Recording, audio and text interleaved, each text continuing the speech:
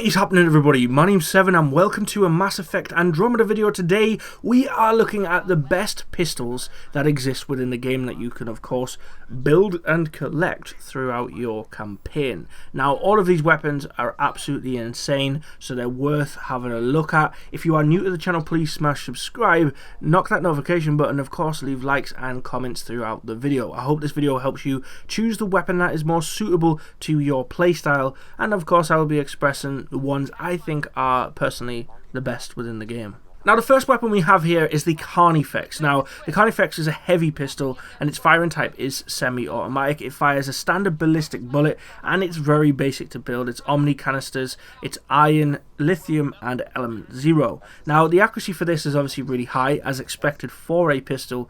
It has a very low rate of fire and it has a average damage. So this will be your mid to range gun. It's not particularly the best, but it has a small clip size that's enough to deal a lot of damage to your opponent, enough to be able to hit some ammo into them and then obviously switch back to your main weapon. I wouldn't really use this one unless you had no choice.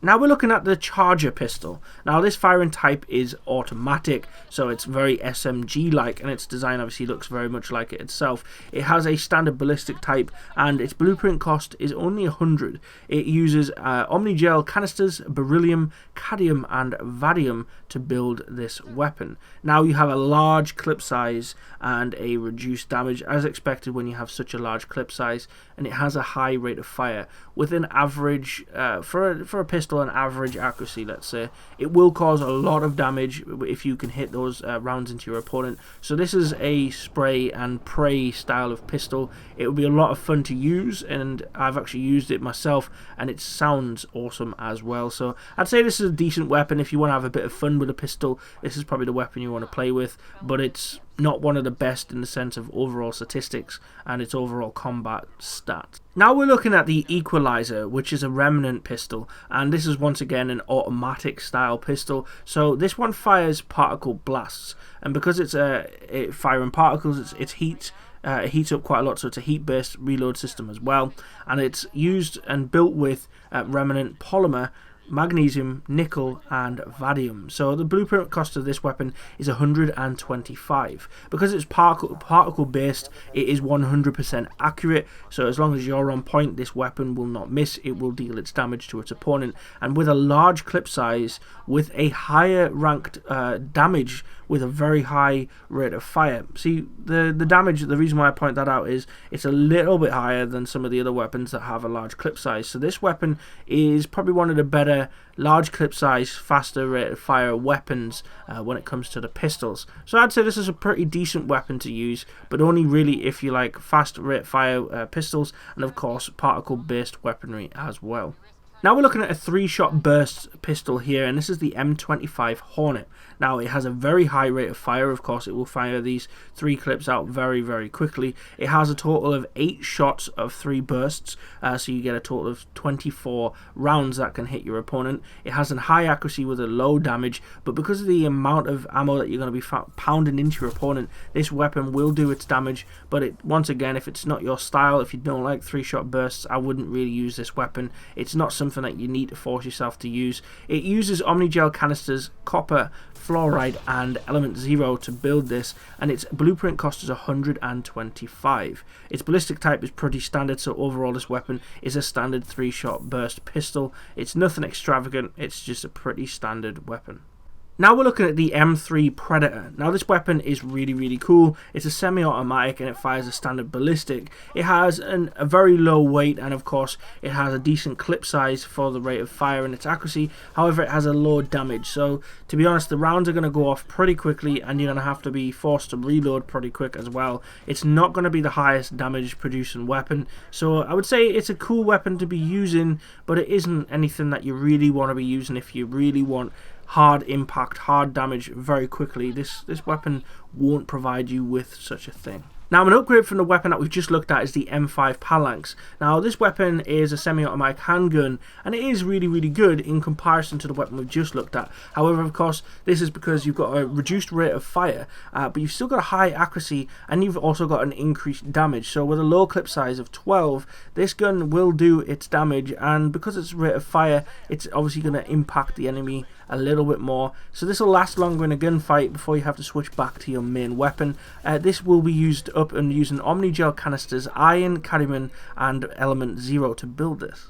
Now, the weapon you're looking at on screen right now is the N7 Eagle. Now, this is a heavy pistol, and it's also semi-automatic. Now, it fires a standard ballistic type, and it has a decent clip size compared to some of the other pistols. It has a low damage, but with its high rate of fire and its high accuracy, this weapon will do damage on the field, as long as you hit those rounds. Now, I do like the style of this one. It's compact, it's very nice, it's a clean-looking weapon, and it will obviously cause a lot of damage to your opponent, as long as you hit those 18 rounds. Now, the materials to make this are Omni-Gel canisters, copper, lithium and element 0, and its blueprint cost is 150 in brackets 35. So this is going to be a really good weapon to be actually utilizing. I think it's a decent average weapon if you want to just have a pistol at hand, just in case you have no choice but to switch to it. Now we have the N7 Hurricane. Now this is an MWS SMG style pistol, making its firing rate very automatic, hence why it has a stupidly high rate of fire. And for the rate of fire, it obviously has a reduced accuracy, but it also has a pretty similar damage compared to some of the other fire rate, like high fire rate weapons. Its max clip size of 40 basically means that you have so much ammo that you can pound into your opponents, and with its standard ballistic type, this will do damage on the field. Now, the materials to make this are Omni-Gel canisters, iron, fluoride and element 0, and with a blueprint cost of 150, this weapon will do amazing for you. Now, I'm not saying it's the best in the game, but compared to a lot of the other automatics, I would probably choose this over some of the other automatics I've already showed you, and I would say, you know, it's a decent pistol to have at hand. Now we're looking at a Ket pistol. This is the Rozerad. Now this has a high accuracy, very low fire rate and a low damage as well, but its maximum clip size of 70 is insane. Now the reason for that is because its ballistic type is plasma rounds. Now increased fire rate with every single shot means this weapon will fire through those 70 shots very, very quickly. It's not 70 at a slow, steady rate. It will increase as you fire more and more and more and more. So it's the equivalent of probably having about 20 rounds if you hold down the trigger and you just pound off all the rounds into your opponent. Now to build this, you need Ket alloy, you need scale fibers, cadmium and vanadium. Now the blueprint cost for this is 150. If you like this style of weapon where it increases based upon how much you fire, this is actually a really cool weapon to be using, but once again it's not going to be a lot of damage dealing when it comes to actually utilizing this pistol within the game. Now we've moved on to what I consider to be the best pistol in the game as of the moment. It's the Scorpion. Now this is a heavy pistol, it looks amazing, and it's also a semi-automatic. Now the ballistic type isn't your standard shot. This fires sticky grenades into your opponent, and its unique properties are fires explosive sticky rounds which cause not just damage to the opponent you're aimed at, but also anybody in the vicinity as well. Hence why the clip size is very low, and obviously the rate of the fire of those clips is also low as well, but the damage and the accuracy of this weapon is insane. It's also a lot of fun to play with, so if you have the Scorpion, I would have this on as my pistol over anything else. I'm not too fond of the automatics or the lower rate of fires weapons. This is something that has damage both in a 1v1 and in a group situation. To build this, you need Omni-Gel canisters, graphite, lithium and element 0, and it has a blueprint cost of 125. This is by far my favourite pistol within the game so far.